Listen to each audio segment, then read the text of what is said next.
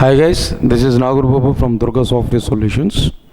So in this video, today I am going to discuss about steps to prepare first web application. If you want to prepare web application, that means servlet application directly, what are the various steps here we require clearly. So I'll give some steps now. Topic name is and steps to prepare first web application, that is a servlets application. First servlet application.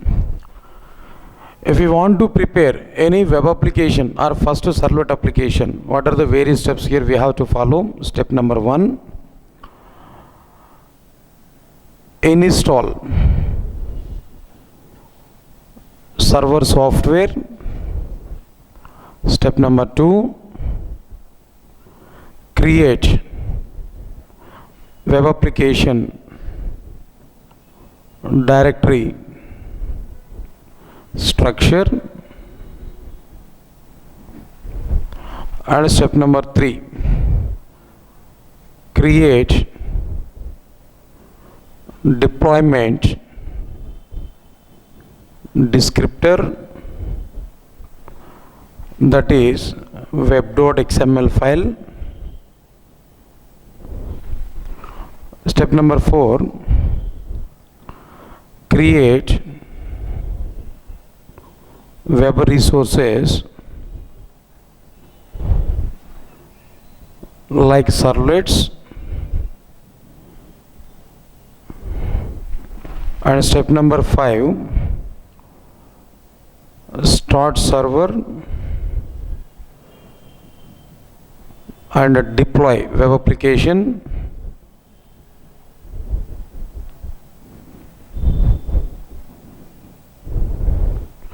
And step number 6, access web application. So overall, if you want to prepare any web application at a basic level, then these 6 number of steps here we have to follow. First one is install server software in our machine. And step number 2, create web application directory structure. Step number 3, create deploy descriptor, that is web.xml file. And step number 4, create web resources. And step number 5, start server and deploy web application. And step number 6, access web application. Hi guys, and in web application development, the first step what we have seen, that would be install Java software. Install Tomcat software. Server software we have to install. Now in this video I want to install Tomcat 9 version. I want to install. So first, if you want to install Tomcat 9 server software, first you have to download it from internet, from Apache website.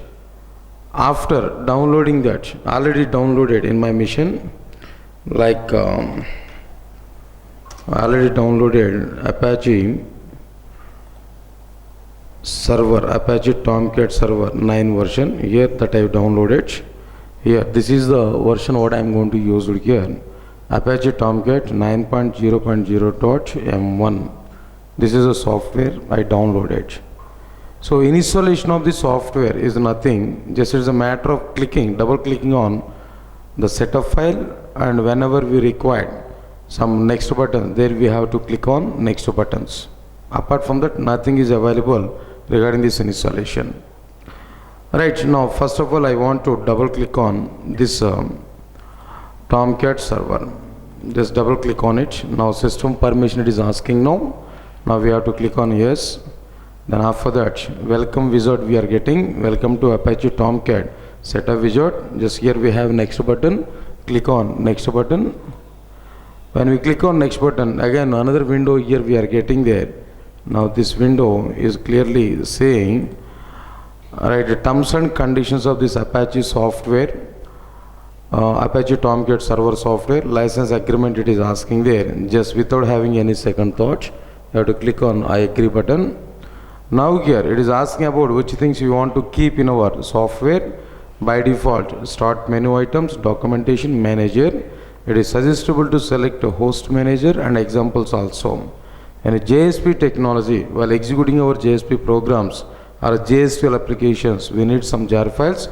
That jar files we are able to get automatically along with examples folder. So it is suggestible to select a host manager and examples. Next, click on next button. Then after clicking on next button, some data here we have to enter. Another window is opened. So about the Tomcat basic configuration, we need to provide some details. Server shutdown port, no need to change it. HADOOP 1.1 connector port, by default it will take 8080. But here we have a problem. If you already installed Oracle software in our machine, Oracle listener is already taken 8080 port number. Again now if you install Tomcat server and again if you provide the same default port number 8080, automatically Oracle software will dominate our Tomcat software. So it is suggestible to change that HTTP port number, HTTP connector port number from 8080 to some other port number. So as per my flexibility, I want to change this HTTP 1.1 connector port number from 8080 to 1010. In the future, if you want to access my web applications there in outside now, which are deployed already in our web server, then we must use the same 1010 as a port number here we have to provide. So next one, AJP 1.3 connector port, no need to have any change. Windows service name Tomcat 9, no need to have any change. Create shortcut for all users, okay, not required. Then here Tomcat administrator login we have to provide. Of course, even though it is optional, it is suggestible to provide that username and password for our administration login. So here I want to specify Durga is a username and password also I want to specify Durga. Username Durga and password Durga. Roles are admin GUI and manager GUI identified. Now here we need to click on next button. See the details what we have to change the content here. The very first one is HTTP 1.1 connector port 1010 and next one is Tomcat administrator login, username and password Durga and Durga we specified, and the roles already by default they are available. Then here we have to click on next button. When we click on next button, by default it will take see Tomcat must run on the basis of Java software only. If you want to install Tomcat server, first of all we must install the corresponding Java software in our system. Without Java software, no chances of installing and no chances of running our Tomcat server. So Tomcat 9 version I am using here. So the Tomcat 9 version is by default compatible with the Java 8 version. So Tomcat 9 must require one GRE. Now by default in my system almost all 4 versions of Java is available. JDK 5.0 version, Java 6 version, Java 7 version, Java 8 version. Officially the latest version of Java is which one? Java 8 version is existed. So already it was installed in my system. By default it was taken C:/Java/GRE8 was taken here, Tomcat 9 version. So that just we need to click on it. Even though if it is not specified here, by click on this browse button, we can select our required Java's version there now. Maybe if your system contains Java 7 version, we can select it. Now clearly we are getting it now clearly. Please select the path of Java SE 7.0 or later JRE installed in our system. So Tomcat 9 version is very much compatible with the Java 8 and at least Java 7 version we required. So Java 8 version, that means Tomcat 8 version is very much compatible with right from Java 6 and later JREs clearly. So by default it was selected JRE. So here we need to click on next button. Click on next button here. So directly it shows some location where it wants to install this Tomcat version here, Tomcat software. We can identify it. By default it has taken some location. What is the location here? It has taken there C:/program files 86/Apache Software Foundation /Tomcat 9.0. But as per my flexibility, I don't want to install any software under program files under the respective locations. Directly I want to install this Tomcat server under directly C drive. So I want to create a folder directly Tomcat 9.0 under C drive directly. Right, now this is about clearly which one? the specification of the location, destination folder location where we want to install it. Space required 12.4 MB, but in my system almost all 50 GB of memory is available. No need to worry about it. Now we need to click on install button. When we click on install button, automatically my Tomcat server is going to be installed to my system at the location C:/Tomcat 9.0 in this location there now. Just wait, it will take some few minutes of time. Now the Tomcat software is installed clearly, completing the Apache Tomcat setup wizard. By default here, run Apache Tomcat and show readme. These two things are existed. Just directly we have to unselect these two. Then click on finish button here to complete our overall content. So our Tomcat software installation is completed overall. Right now I want to check it whether it is installed clearly or not. If we want to check whether it is installed clearly or not, first we have to go for C drive, the location where we installed it now. We need to go to that location, C drive. Inside the C drive, directly we can identify Tomcat 9.0, that version here now. Just try to open the Tomcat 9.0. What exactly the options are available inside this Tomcat 9.0? bin, conf, lib, logs, temp, web apps, work. Like this all the things are available. So to start the Tomcat, we need to go for which one? Bin drive.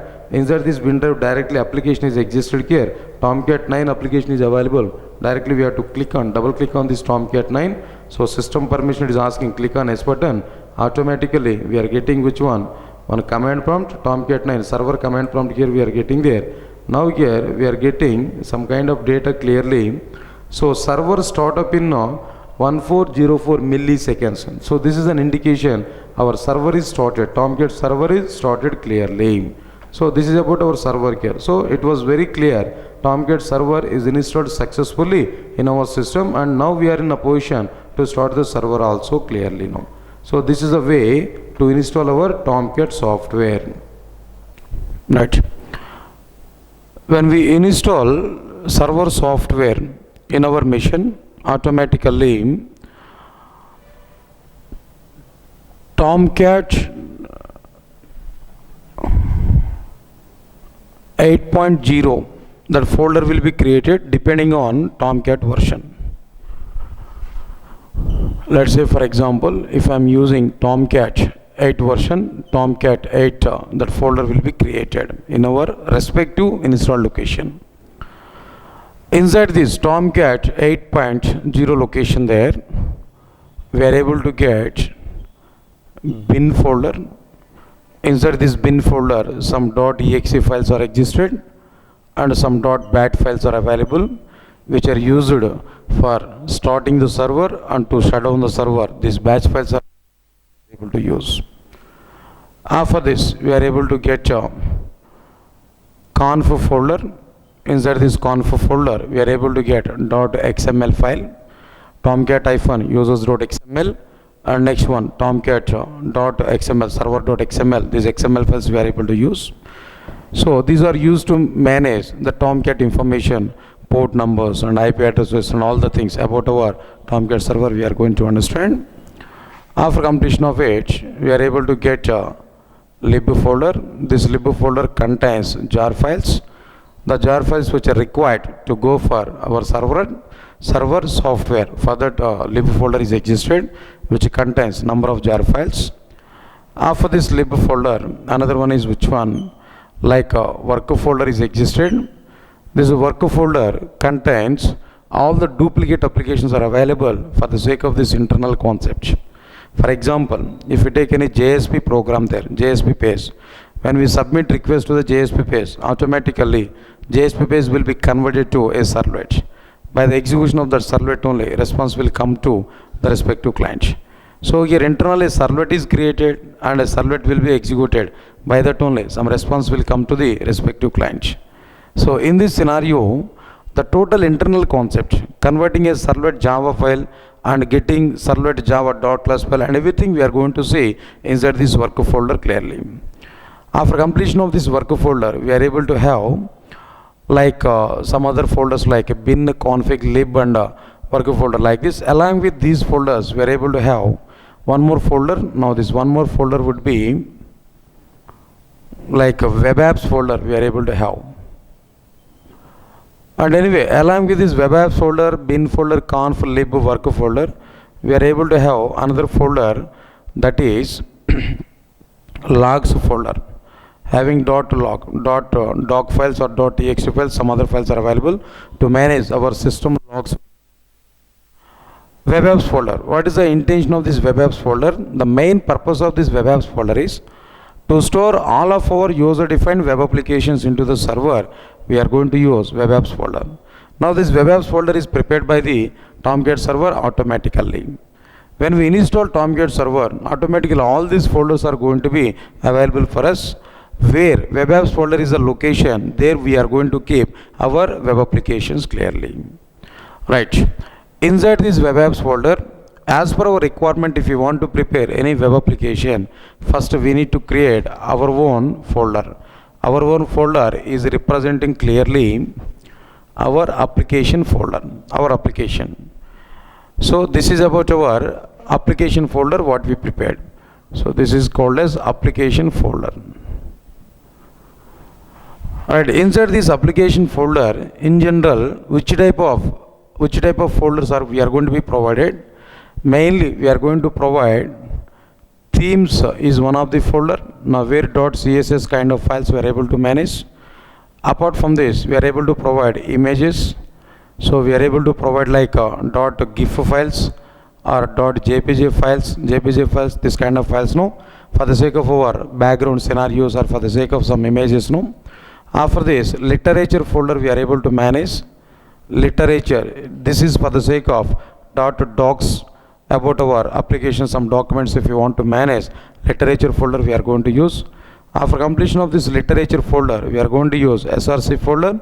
This src folder is going to have .java files. Our servlets, we are going to prepare servlets now. Servlet is a .java file. That servlets.java files we are going to be managed inside this which one? src folder, where .java files we are able to see. Right, along with all these files and folders now, we are going to take one more folder. That one more folder is WebINF folder. That one more folder here we are going to see. That folder is WebINF folder.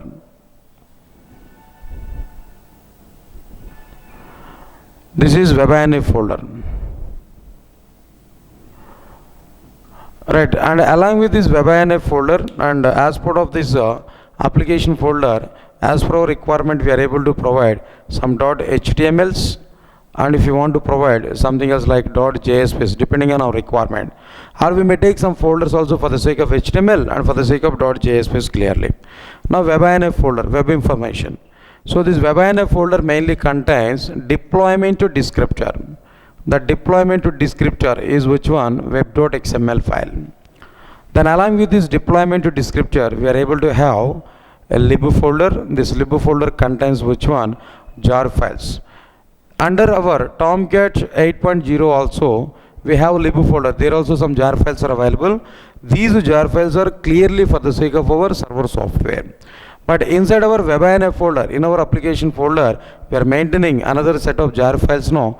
These jar files are for the sake of our serverless execution, for the sake of interacting with our database might be, for the sake of doing some other third-party libraries might be. So totally, these jar files are required for the sake of our applications clearly. Along with all these things, we are going to have one more folder. Now this one more folder is called as classes folder. Inside this classes folder, we are able to have servlet.class files, and we may have filters.class files, or we are able to provide listeners.class file. All these web resources we are able to keep under this classes folder now. In src folder, we are going to keep .java files, but under this classes folder, we are able to manage all the servlets.class files, filters.class files, and the listeners.class files clearly. So this is total web application directory structure. If you observe this web application directory structure, when we install Tomcat server, first of all Tomcat 8.0, that folder will be created. Inside this folder, bin folder, we are able to have .exe and .bat files in order to start the server, in order to shut down the server. And conf folder we are able to have inside our server configurations we can identify in the form of .xml files. Examples are server.xml and tomcat-users.xml file. Lib folder, it contains all the .jar files. right, servlet-api.jar, JSP-api.jar, and el.jar files and all the jar files we are able to have inside this lib folder. Next one, work folder. This work folder is going to have some duplicate applications which we are going to be deployed under web apps folder, and the logs folder is able to have all the .log file or .exe file. They are able to manage system logs clearly, that means server logs clearly. Then after that, web apps folder is existed for us. Inside this web apps folder is exclusively for the sake of our web applications deployment. So inside the server where we want to keep our web applications there, so under this web apps folder we are going to keep our applications. Inside this web apps folder, with respect to our application, we are going to provide one application folder. So inside this application folder we are able to have themes folder to maintain .css kind of files, images folder .gif, .jpg and .ping files.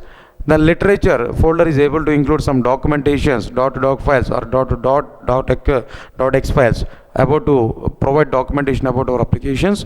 SRC folder is going to include source code, that means .java files, and directly we can take some folders like HTML and JSP. No, there we can keep .html or .jsp, or directly we can keep the .html and .jsp files under which one? Application folder.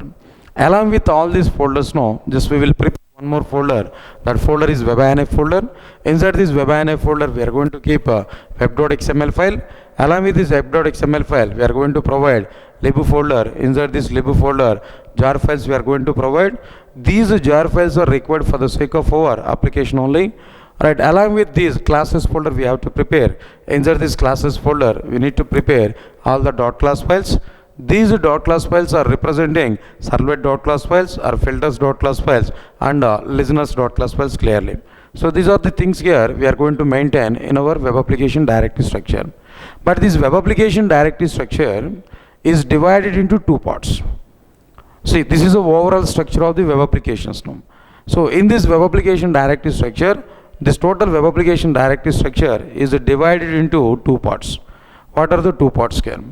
First one is public area. The first part is public area or client area, and second one is server area or private area. First one is public area or client area, second one is private area or server area.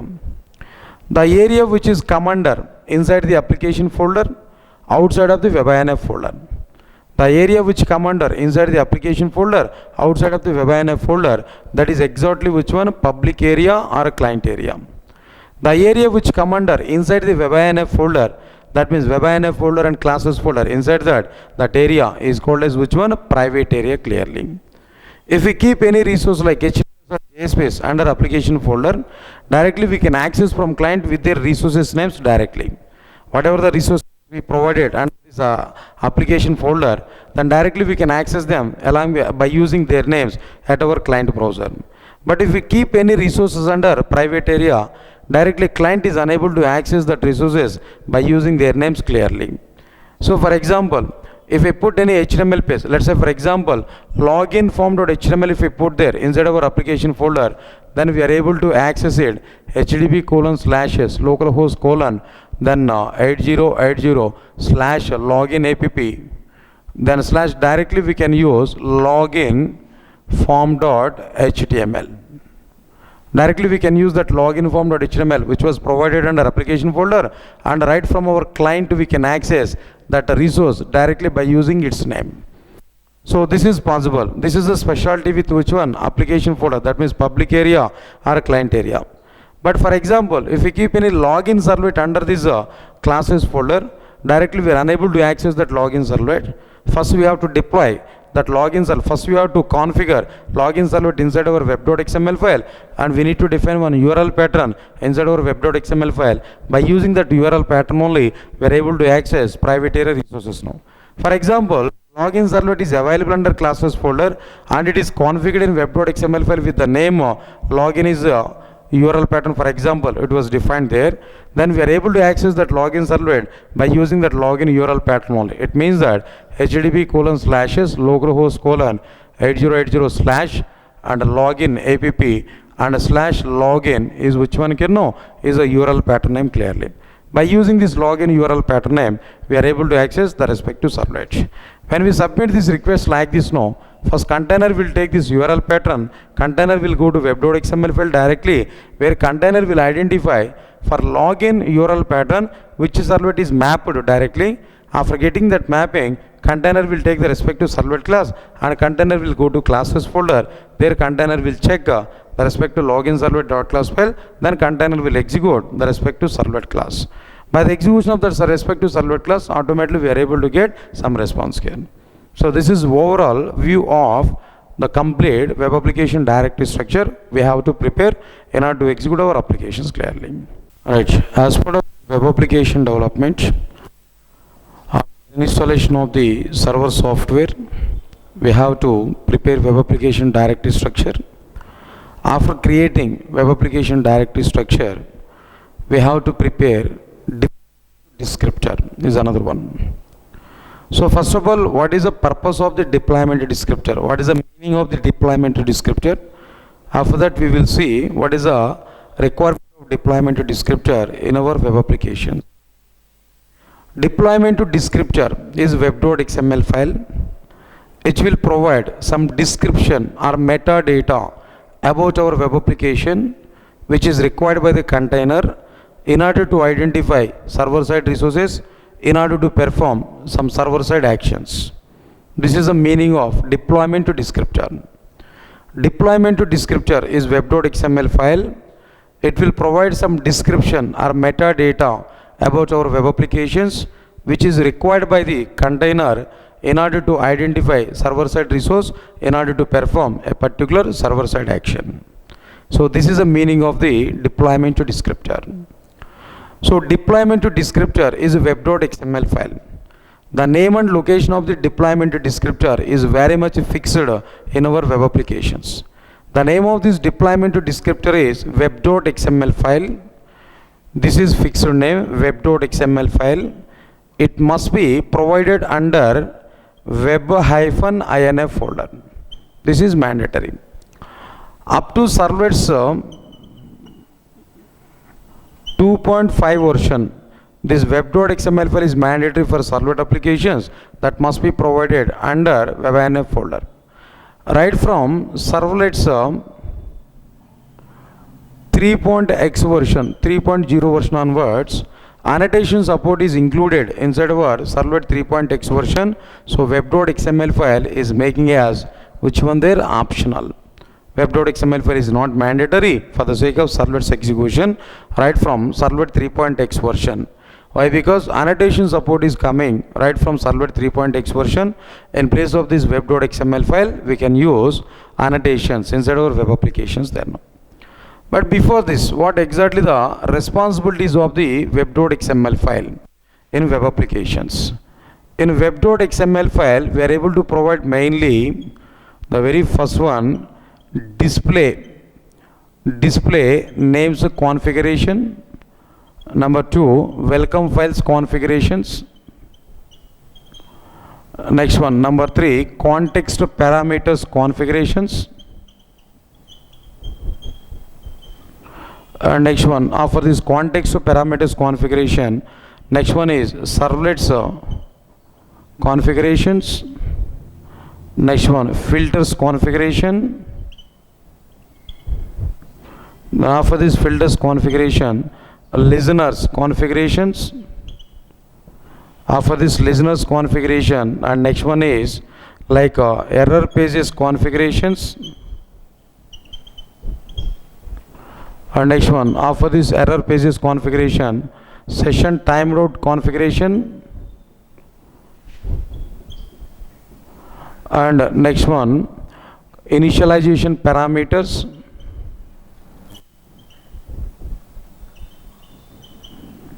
Then after this initialization parameters configurations, tag library configurations. Then after this tag library configurations, security configurations, and so on. Many more number of responsibilities are available inside this web.xml file. Many more number of. names configurations, welcome files configurations, context parameters, servlets configurations, filters configurations, listeners configurations, error pages configurations, session timeout configurations, initialization parameters configurations, tag library configurations, and security configurations. So these are the various configurations here we are going to provide. So okay, then after that, what exactly the basic requirement of the web.xml file in our web applications clearly. Especially in the very first servlet application, what is the requirement of the web.xml file? It's very clear.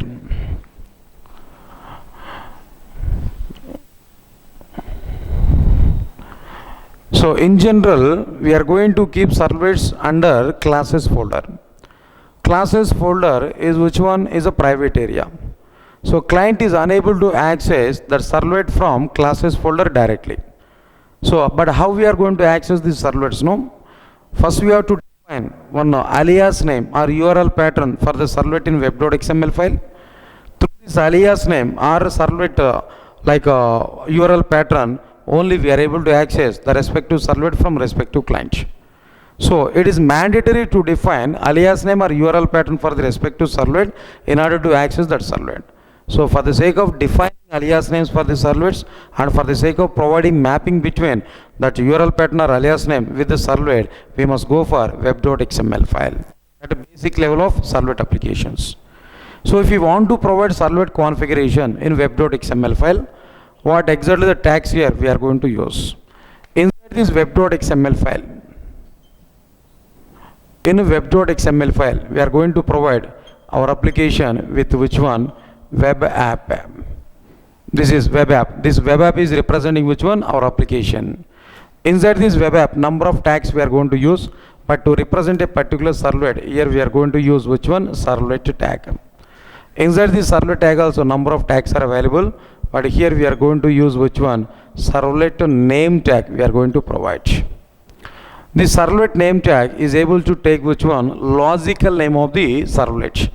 Let's say for example, if I take a login servlet, if I take no, so here I want to be specify login servlet is a logical name, for example, and a slash servlet name tag. Servlet name tag. After completion of it, I need to take servlet class tag. Servlet class tag. Along with the servlet class tag, we have to provide fully qualified name of the servlet class name. Let's say for example, com.DURGASOFT dot login servlet I want to take and a slash servlet class. After completion of this servlet tag now, we are able to provide some other tags here and we can close this servlet. After this servlet tag, here we need to provide servlet mapping. Inside this servlet mapping, here we are going to provide servlet name tag again. Whatever the servlet logical name we provided along with servlet name tag under the servlet tag, the same logical name here we have to provide. That would be login servlet and a slash servlet name. After the servlet name, then here we need to provide URL pattern. Up to servlet 2.5 version, we are able to provide. Up to servlet 2.4 version, we are able to provide only one URL pattern for servlet. But right from servlet 2.5 version, we can provide any number of URL patterns. Right, login is URL pattern I provided and URL pattern here. Here we can provide any number of URL pattern for a single servlet right from 2.5 version, servlet 2.5 version. Then after that, we need to close servlet mapping. After closing this servlet mapping and some other tags here we are able to use, and finally we are able to close which one? Web app tag. So these are the various tags here we have to provide here now. Here how this mapping is going on actually. So this is a logical name for this particular servlet class, and this is a logical name for which one, this URL pattern. So both the logical names are same, so automatically there would be a mapping between our URL pattern and the respective servlet class. In that way we are able to provide some mapping between that alias name or URL pattern for the respective servlet. So in web.xml file to configure a first servlet application, first we have to take web app tag, it is representing our application. Next we have to take servlet tag. So it is representing a particular servlet details. Servlet name tag is able to take which one? Logical name of the respective servlet, and servlet class it able to take fully qualified name of the servlet class name. And the next one, servlet mapping tag, it able to provide mapping details about our particular servlet. Inside this servlet name tag, again we have to take the value of the servlet name tag must be same as which one? The same name of the same value of the servlet name tag under servlet tag. Then after that URL pattern tag, here we have to provide, here we need to provide some URL pattern. That URL pattern must be mapped with which one there? The respective servlet anyway, on the basis of these logical names only. If the logical names are same under servlet tag and servlet mapping tag along with our servlet name tag, no, automatically there should be a mapping between URL pattern and the respective servlet, and ending tag for the servlet mapping and ending tag for our web app tag. So this is total web.xml file what we have clearly. In first web application development, after installation of the server software, after creating web application directory structure, and after creating web application directory structure completely, and after preparing deployment descriptor, we need to prepare web resources like servlets and JSPs and HTMLs and so on. So as per our first application, if you want to prepare servlets in our web application, servlet API, that means Sun Microsystems or servlet API has provided a set of predefined library, a set of predefined classes and interfaces are provided. The servlet API has provided the required predefined library in the form of two packages clearly. Right. The first package is Java X dot servlet package, and second one is Java X dot servlet dot HDP package.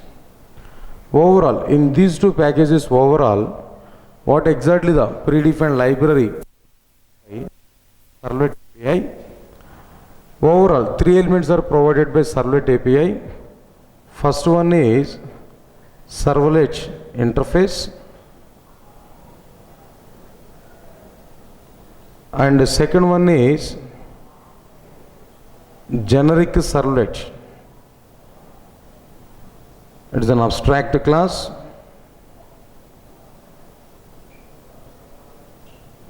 And the third one is HDP servlet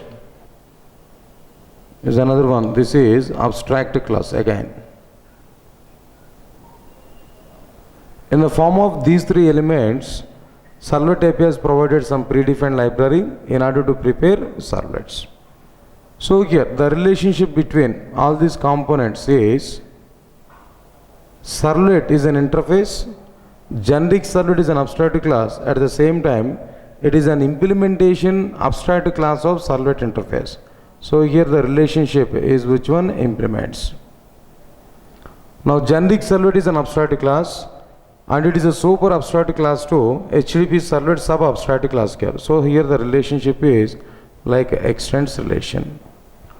Right. In this scenario, here overall HTTP package, the HTTP servlet is existed in a HTTP package.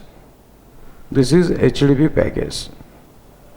Now here total the servlet interface, generic servlet and HTTP servlet, HTTP package, all of these are available in a servlet package. After this total servlet package is existed in a Java X package. Now this is Java X. So overall our packages are very clear. Servlet interface, generic servlet abstract class, both are existed under Java X dot servlet package. Here HTTP servlet abstract class is existed in Java X dot servlet dot HTTP package. So if you want to prepare servlets, we must require these three predefined library as part of our application development. Totally, this total predefined libraries exist in Java X.Servlet package and Java X.Servlet.HTTP package. Now in this scenario, here we have an important interview question in this particular context. In general, number of interviews are asking this question frequently. So the question would be, what is servlet and in how many ways we are able to prepare servlets in web applications? Question is very clear. What is servlet and in how many ways we are able to prepare servlets in web applications? If we come for this particular point, answer is very clear. Servlet is a server-side resource. By executing this server-side resource, some response will be generated by the servers. That response will be given to the clients. This is one level definition. Servlet is a server-side program. Just it is a simple Java program, but it would not be run at client side. It would be run at server side, and it would be run by server softwares. And by the execution of this servlet program, server softwares will generate some response. That response will be given back to the respective client. This is one level definition for servlet. Then second level definition. Servlet is an object. It must implement either directly or indirectly servlet interface. Servlet is an object. It must implement either directly or indirectly servlet interface, and it would be executed by servers in order to generating some response to the respective client. And another point we are able to say, servlet is an object managed by the containers inside the server software. Container is a component. The container is going to execute our servlets actually. Servers are not executing servlets clearly. Inside the servlets, inside the servers, container software is available. The container software will execute our servlets as per the life cycle. So, servlet is an object available or managed by the container at server machine in order to generate some dynamic response from server to the client. So these are the different points about our servlet. Good. After this, coming to the second part of our question. In how many ways we are able to prepare servlets in web applications? It was very clear. As per the predefined library provided by Servlet API, there are three ways to prepare servlets. Overall, three approaches are available to prepare servlets as per the predefined library.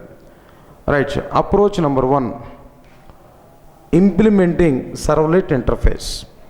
This is approach number one, implementing servlet interface. Approach number two, extending generic servlet abstract class. Extending generic servlet abstract class. And approach number three, extending HADOOP servlet abstract class. So overall, three approaches are available. First one is implementing servlet interface. Next one, extending generic servlet abstract class.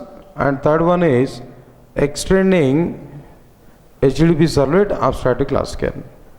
So if you want to see at least some kind of coding part exactly so three approaches are available here to implement these servlets or to prepare servlets implement servlet interface, extending generic servlet and extends HADOOP servlet. We will see them clearly. So if you want to prepare any servlet in our web application, so we need to use either of these three approaches clearly. Now coming to this approach number one. In approach number one, what we have to do? In approach number one, first of all, we need to take, first approach is implementing servlet interface.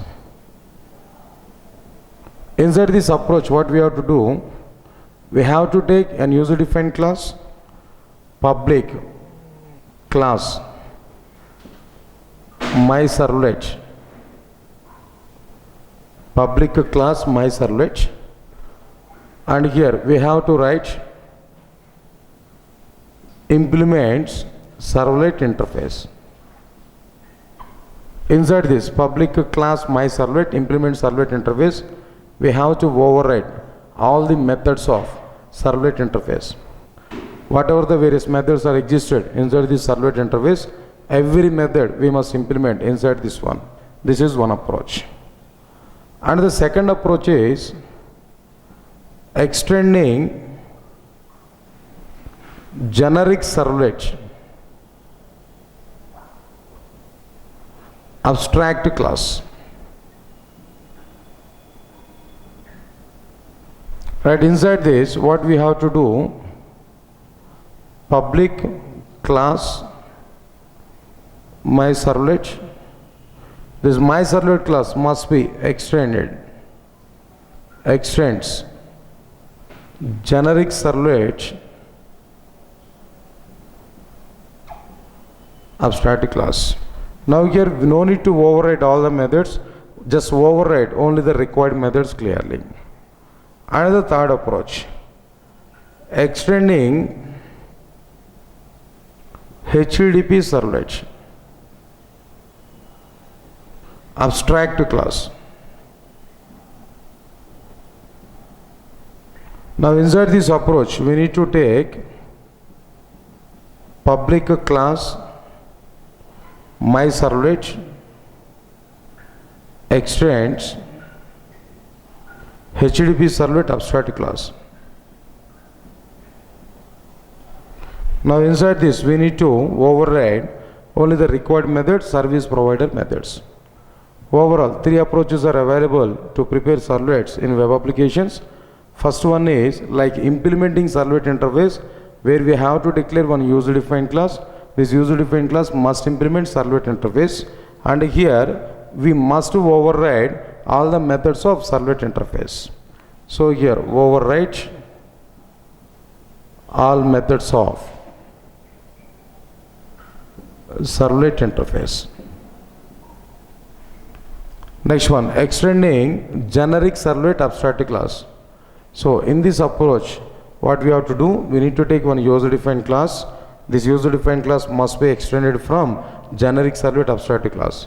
In a generic servlet abstract class, service method is an abstract method. That service method here we have to override.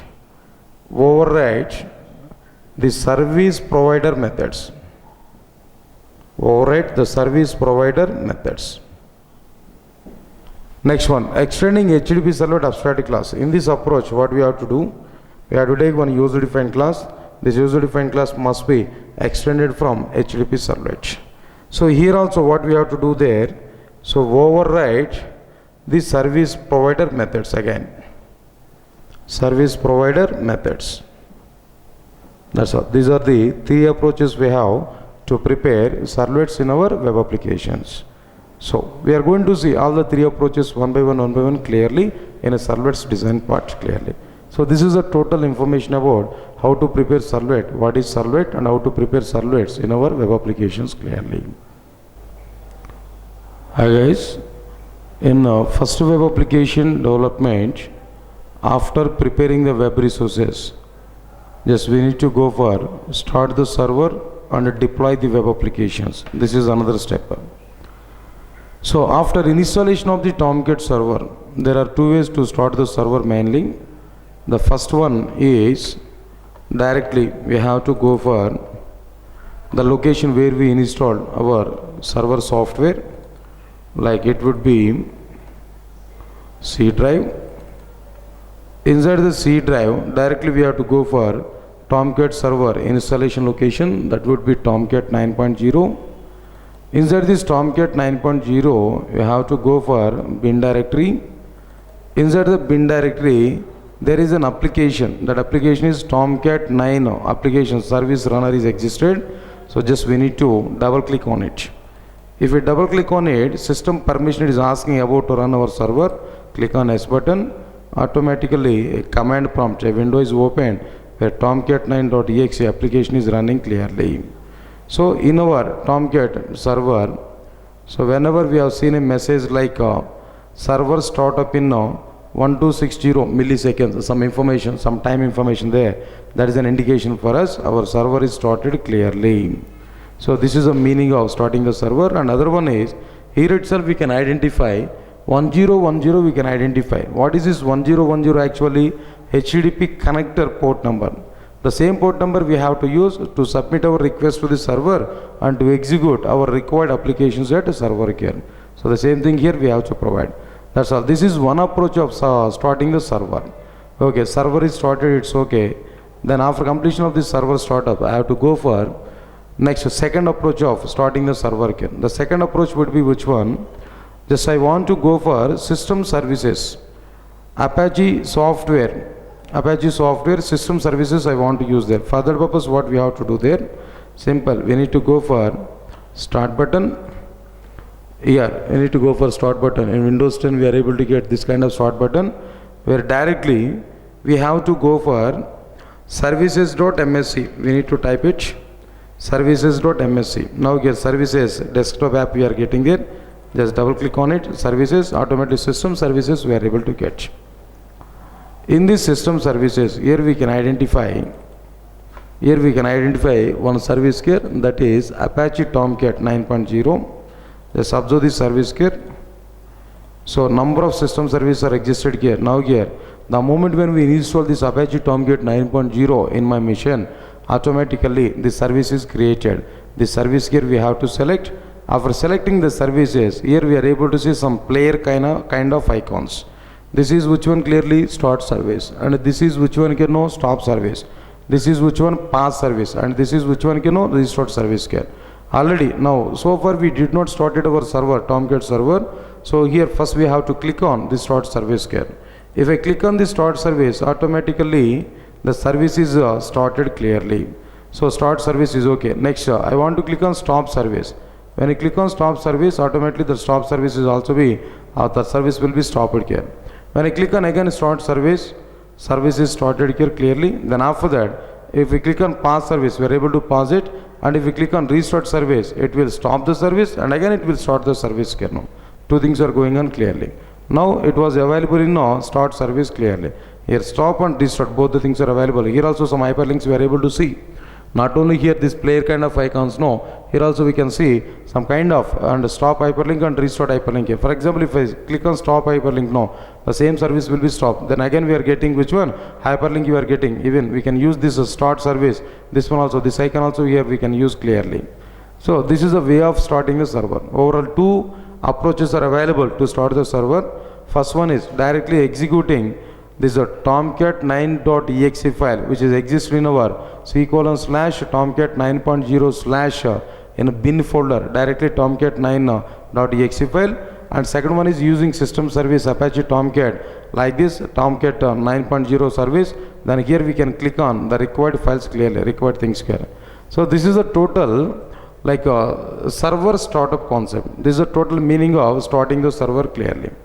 After starting the server, the next one is we have to deploy the applications. So immediately to go for our basic applications, I'll go for only one type of deployment. Actually 2 to 3 approaches are available, deployment of our applications there, no? Just now at basic level I will go for only one type of deployment.